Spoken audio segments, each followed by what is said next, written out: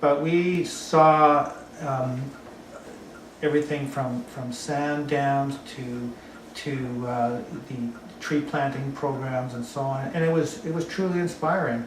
And you could feel it in the presence of the people we met with, and they weren't all farmers, but people that were benefiting by growing food, and you could see it in their faces. I mean, the hope. And there was a young man. He must have been 16 to 18 years of age. He had approached one of our interpreters, and through the interpreter, he asked me if he could come back to Canada with me. And immediately, without hesitation, I said, no, that wouldn't be possible.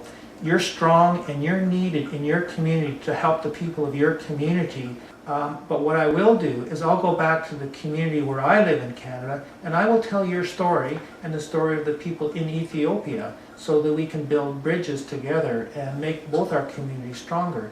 And I did that for, well, I've done it ever since. The experience with the Food Study Tour in 1999 also served as great inspiration to increase my faith. And the Bible talks, I think it's in Ezekiel, talks about the wheat and the spelt and the lentils and the beans that were grown and combined and made into bread. And we experienced bread there in all the communities that we went to. It seemed that every community made bread differently. And so those are the things we're starting to bubble through and think, you know, this is something that is really, really connecting to me and my faith. Teff is widely grown, and it's probably even indigenous to Ethiopia and that part of Africa. And I was able to get some seed, and we grew teff last year, and it grew extremely well today as it was back 2,000 years ago, but it's very, very similar. So this is einkorn. Einkorn.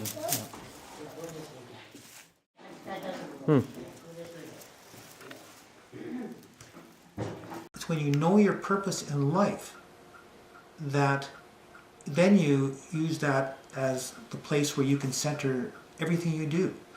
And my purpose in life is to serve. And I see myself as glorifying God and serving people to make everything that I can better for whoever it is that I come in contact with.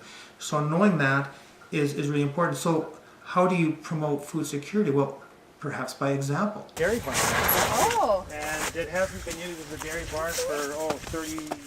When we talk about food, it opens up a whole complex set of relationships that only plant life and food can do. So we can get more involved in actually producing food by knowing and growing plants, getting to know the soil. What is the soil capable of? What is important in the life of a plant that's going to be sacrificed so that we may live?